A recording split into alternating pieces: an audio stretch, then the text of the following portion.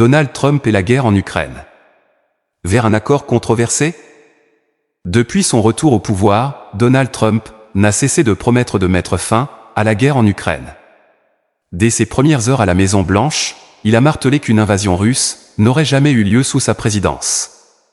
Pourtant, ses déclarations initiales, présentant Vladimir Poutine comme un partenaire fiable, ont peu à peu laissé place à des menaces de sanctions, voire à des allusions nucléaires.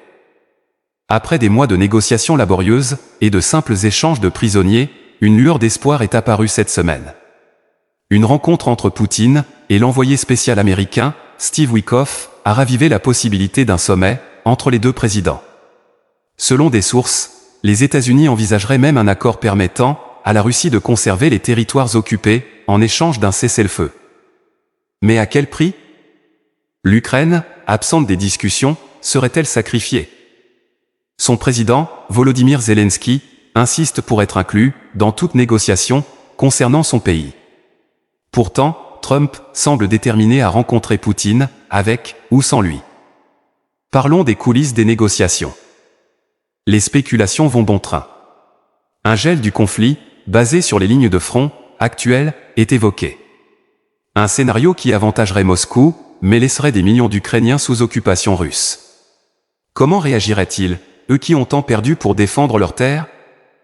Maintenant, côté économique, Trump mise sur des opportunités post-conflit, notamment dans les ressources naturelles.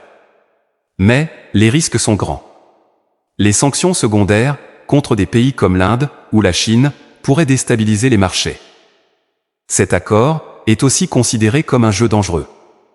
Poutine, stratège aguerri, voit peut-être dans ce sommet une chance de briser son isolement international.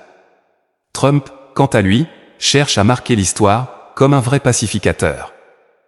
La question reste entière. Cet accord hypothétique mettra-t-il vraiment fin aux souffrances ukrainiennes? Ou ne sera-t-il qu'une trêve fragile au détriment d'un peuple résili? Reste une question cruciale. Comment réagira le peuple ukrainien? Lui qui a tant sacrifié pour défendre son territoire?